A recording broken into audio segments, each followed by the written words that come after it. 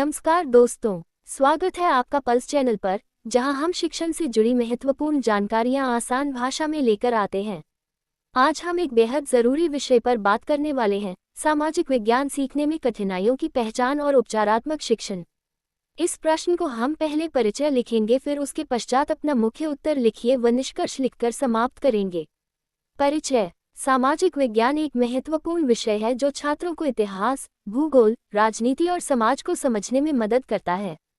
हालांकि कई छात्रों को सामाजिक विज्ञान सीखने में कठिनाइयों का सामना करना पड़ता है, जैसे कि रुचि की कमी, जटिल अवधारणाएं और अप्रभावी शिक्षण विधियां। इन कठिनाइयों की पहचान कर और उपचारात्मक शिक्षण रणनीतियों को लागू कर छात्रों को विषय को बेहतर ढंग से समझने में मदद की जा सकती है। अब सामाजिक विज्ञान सीखने में कठिनाइयों की पहचान।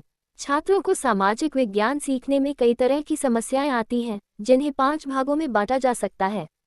1. संकल्पनात्मक कठिनाइयां। सबसे पहले, कई अवधारणाएं बहुत अमूर्त होती हैं, जैसे लोकतंत्र, समाजवाद और वैश्वीकरण।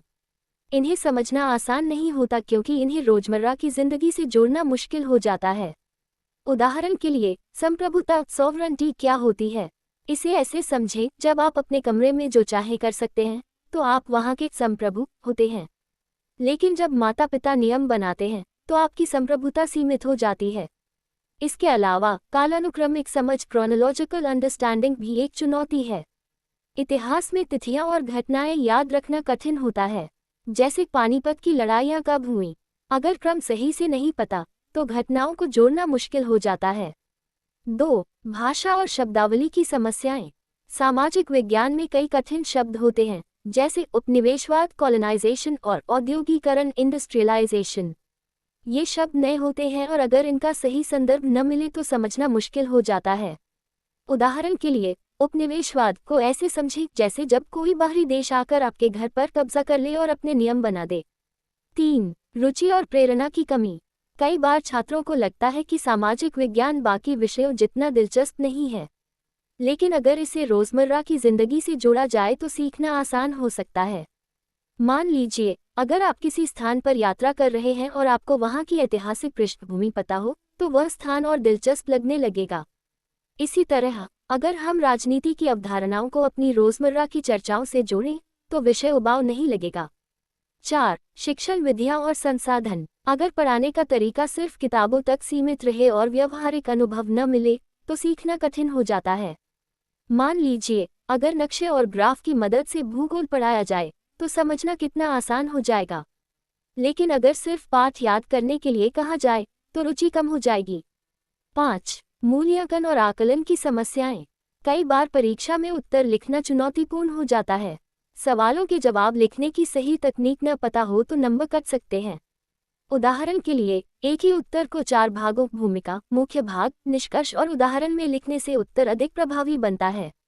उपचारात्मक शिक्षण रणनीतियाँ। अब सवाल उठता है, इन कठिनाइयों को दूर कैसे करें? इसके लिए हमें कुछ विशेष शिक्षण तकनीकों को अपनाना होगा।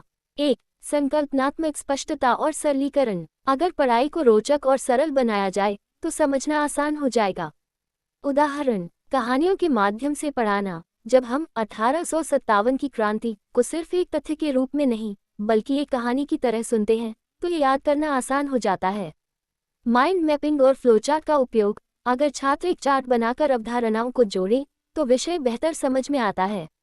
2. संवादात्मक और रोचक शिक्षण विधियां। भूमिका निभाना, रोल प्ले। जैसे अगर बच्चों को संविधान सभा पर पढ़ाया जा रहा है, तो उन्हें अलग अलग नेताओं की भूमिका दी जाए और वे संसद की तरह चर्चा करें। तकनीक का उपयोग। Use of technology, digital map, video और ऑनलाइन क्विज से पढ़ाई रोचक बनाई जा सकती है। 3. प्रभावी मूल्यांकन और प्रतिक्रिया। छात्रों को उत्तर लिखने की सही संरचना सिखाना जरूरी है। नियमित रूप से उनकी कमियों को समझकर व्यक्तिगत मार्गदर्शन देना आवश्यक है। अब निष्कर्ष। अंतिम में, छात्रों को सामाजिक विज्ञान सीखना आसान और रोचक बनाया जा सकता है, यदि उनकी कठिनाइयों की पहचान की जाए और प्रभावी उपचारात्मक रणनीतियां लागू की जाएं। संवादात्मक शिक्षण, अवधारणात्मक स्पष्टता और वास्तविक जीवन के अनुप्रयोगों से यह विषय अधिक आकर्षक बन सकता है। सही दृष्टिकोण के साथ छात्र समाज, इतिहास और भूगोल की बेहतर समझ विकसित कर सकते हैं, जिससे उनके सीखने के परिणामों में सुधार होगा। अगर आपको यह वीडियो पसंद आए हो, तो पल्स चैनल को लाइक, शेयर और सब्सक्राइब करना न भूलें। और अगर आपके कोई सवाल हैं तो कमेंट में ज़रूर बताएं। मिलते हैं अगले वीडियो में, तब तक सीखते रहिए, आगे बढ़ते रहिए।